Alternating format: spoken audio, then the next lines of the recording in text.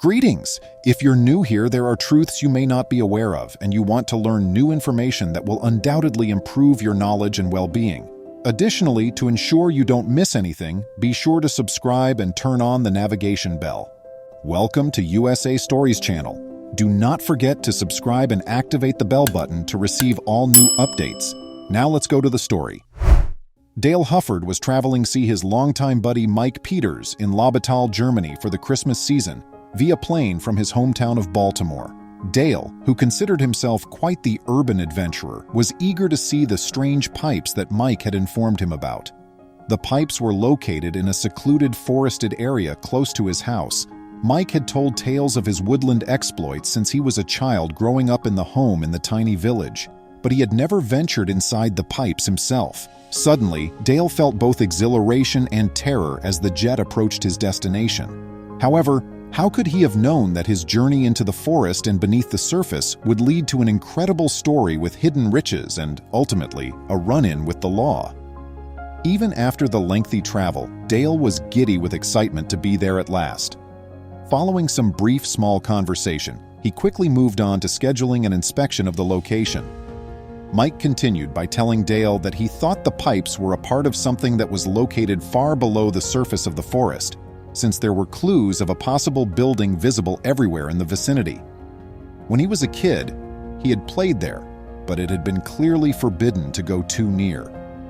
They were blissfully oblivious that, as they packed for the trip and potential overnight stay, they were setting the groundwork for unthinkable changes in their lives. The two massive pipes loomed in the gloomy afternoon light, quiet and watchful. Their metal jutting from the earth was striking against the background of the woodland. Dale felt a chill go down his spine when he saw the menacing twin mechanical troops. What mysteries lie beneath? They would learn soon enough. They saw the concrete entrance, a dark rectangular hole angled into the ground, after circling these odd metal periscopes for nearly 100 meters. It was covered with a wooden lid and concealed by a grassy pile of dead leaves and foliage. Dale and Mike forced the gate open and began descending the steps because the lock and gate were broken. Before long, the shadows enveloped them, and Dale scrambled to find his torch. Upon turning it on, he was met by an infinite corridor. The quiet was deafening and the scent was horrible and nasty. Their cautious footsteps reverberated off the walls and into the darkness, and Dale could only hear the pounding of his own heart. When they got closer, they realized what it was: a plastic grocery bag.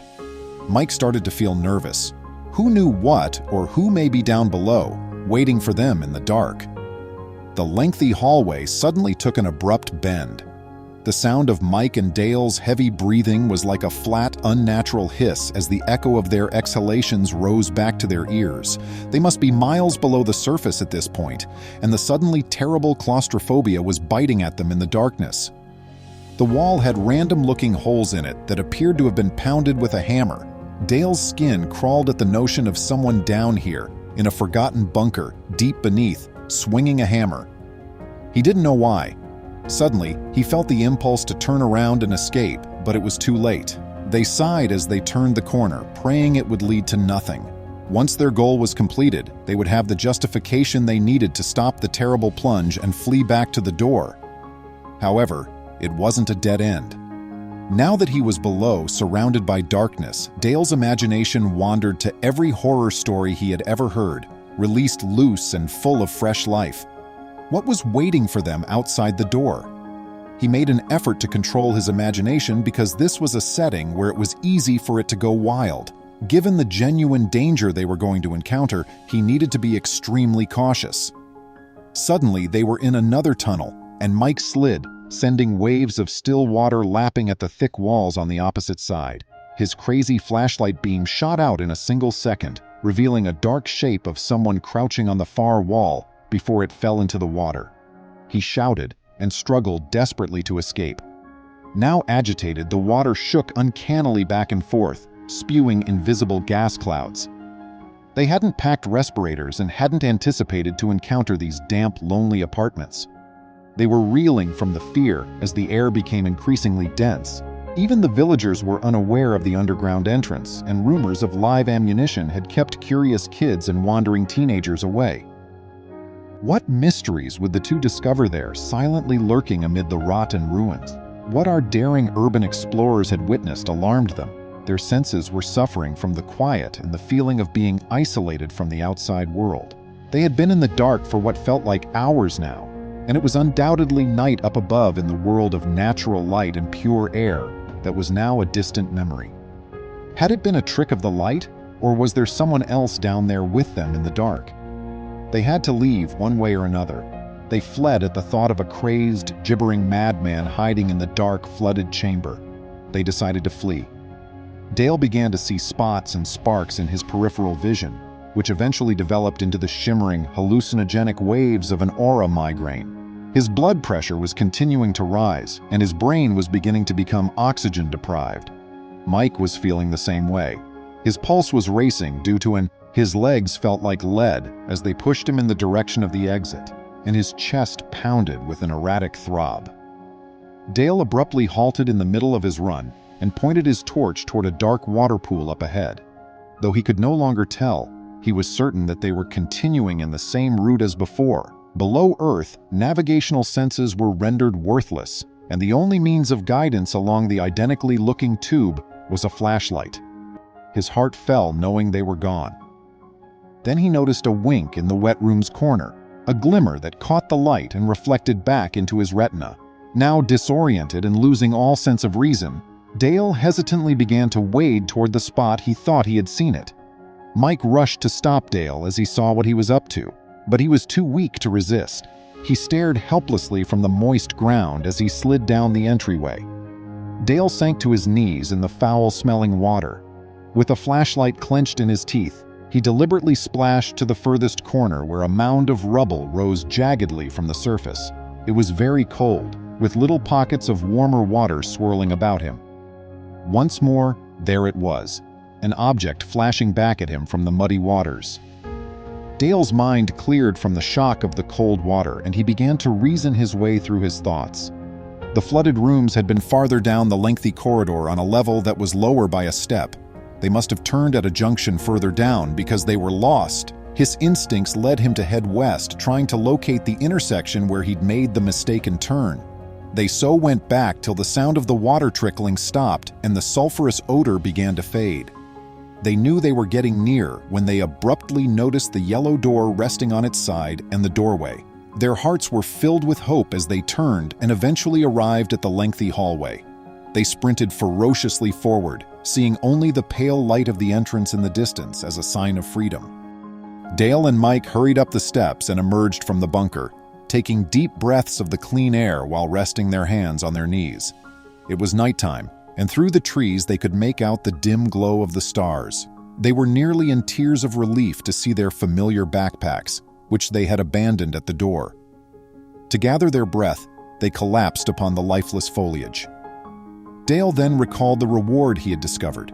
Dale had no idea that there was a quest for gold from World War II on in the area, and tales of it had driven one specific treasure hunter crazy.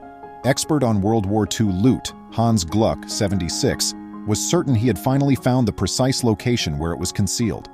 It wasn't until a teenager discovered a gold bar that resembled the one Dale had discovered while swimming in a nearby lake that his suspicions were validated.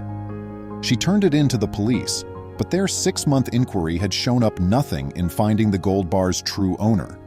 It was allowed to remain with the girl Gluck had dedicated his life to finding World War II treasure, and he had meticulously searched the globe with his reliable metal detector, looking for the cache of gold, jewels, and artwork that had been lost or destroyed in the conflict. His journey was peculiar, and his tale is rife with ambiguities. Gluck recounts that in the last days of the conflict, Chief Heinrich Himmler received orders to clear the Berlin Reichsbank of its spoils and transport it on a train headed for the Alps, only for the Russians to intercept it. On May 12, 1945, he was taken into custody, and 76 kilograms of gold were found buried in his beetroot patch. However, this only represented a small portion of the treasure the train had carried. The rest has not yet been found. In 1995, while Gluck was speaking with Bavaria TV about his several treasure hunts, he received a map from an unidentified guy that he thought would be fascinating, it was discovered that the map had been concealed in the coat lining of an SS officer. Even after Gluck followed the map's confusing coordinates 15 times to reach Aurich, he still came back empty-handed. All of it came to him one autumnal day, and he was electrified. Using a geomagnetometer, which detects the Earth's magnetic field, he located an unidentified place where the numbers 600, 900, and 750 on the map matched. He had made an important discovery underneath. Motivated by the teenager's discovery of a gold bar in a lake, the treasure hunter attempted to excavate in an obscure forested region, but was turned down by the landowner. While mining for treasure is allowed by Bavarian law, treasure hunting is not. Is there a chance Dale discovered a fragment of the loot that found its way into the World War II bunker? Maybe the water that had flooded it had taken it there, or maybe there was more concealed in its depths, waiting for any brave soul to face the forgotten maze through the poisonous gas, the live ammunition, and the dangerous cabins filled with water. A disembodied light drifting across the trees startled Dale out of his concentration as he was scrutinizing his fortunate find. Far from the settlement, it was an odd sight, flickering through the woods like a will-o'-the-wisp. He initially believed that his eyes were playing tricks on him, but as it got closer over the course of a few seconds, the reality suddenly hit home. He awoke Mike, who had been paralyzed with fear ever since they had surfaced, and informed him that they had to move. Barking and snarling could be heard, and it was getting closer every second. Urban explorers were always a danger to the law, since the abandoned locations they are lured to are sometimes dangerous or on private property. Trespassers frequently face legal action. Half the joy was that Dale was aware that the police had learned about the two and their plans, most likely from the people they had talked to in the area. With a curse, he hoisted his bulky rucksack over his shoulders and plucked up all his might to run again. They gave the policeman a wide space, Mike following him tenaciously, and once again circled back to the path that would take them home. In the moonlight, Mike's house finally appeared, offering the two comfort, food, and a cozy bed to help them recover from their terrifying experience. They stumbled inside the doorway, set down their bulky backpacks, and made their way to their separate rooms. As he thumbed his priceless find, Dale laid in bed that night, images of lost riches and gold racing through his head. Although Dale was ecstatic with his discovery, Mike insisted that he turn it in to the police. Before long, Dale knew he had no other option. With a sad heart, he turned it in and said that he had discovered it in the forest, leaving out the part about how he and Mike had broken in and investigated the deserted bunker in the forest. The cop, Dieter Fischer, was taken aback. They had shown him a shining bar of gold, and his eyes had widened in amazement. Exclaiming in shock, he flipped it over and over in his hands before making a call right away. A few days later, he received a response from Officer Fischer. After a thorough inspection, the bar was found to contain 500 grams of the finest gold. However, what was its value? Experts place its estimated worth at an astounding $18,000. He couldn't claim it as his own right away, much like the adolescent girl who had discovered a similar tavern. He had to wait to see whether the owner could be located. But the bar's identifying number was vandalized, making it challenging to figure out where it came from. Recalling his first taste of riches, Dale was itching to go back to the subterranean bunker, but Mike was not having any of it. What if there had really been someone living down there, doing who knows what in the dark? Mike trembled while he remembered the squatting figure that had been in the flooded chamber. They'd been very stupid to even try such an adventure, and it was not safe. As untrained urban explorers, they might have easily been overcome by the hazardous vapors they had stirred in the water and died from a lack of oxygen. It is possible that they fell and were hurt underground with no one nearby to assist them. There were countless risks. At that point, Dale made the decision to watch the video he had recorded using a GoPro instead. Upon careful examination, and for a brief while, he managed to distinguish the outline they had seen. However, the light quality was really low, and it may have been a trick of the light reflecting off the water and the damp walls. However, the gold was genuine. He sincerely hoped that the owner would not be found. The vision went fuzzy and blurry right at the moment when he believed he heard a small child giggling. He considered it strange because the recording did not include any other oddities. He suddenly heard it. A faint but distinct tinkling of laughing. Chills ran down his spine and a prickle started on his scalp. He didn't discuss it with Mike, but at that point he made up his mind never to go down into the bunker once more, into the chilly concrete and lead below earth, into the maze-like passageways and hidden mysteries. Not for all the gold in the world, of course. Who knows what lurks down in the abandoned bunker, waiting to be discovered by a daring person. Armed with strength, a flashlight, and maybe a close friend who will venture past the silent twin pipes that guard their secrets and descend into the forgotten labyrinth and the ruins of time. Who will brave the oppressive darkness and stench, the toxic gas, lead, and live ammunition? I appreciate you seeing. Would you kindly like and post the video on social media? We'll respond to you as soon as we can. Please remember to subscribe to our channel, give us a thumbs up, and turn on the notification bell so you won't miss any of our videos. If you enjoyed the tale, the next video that plays on your screen will probably move you too.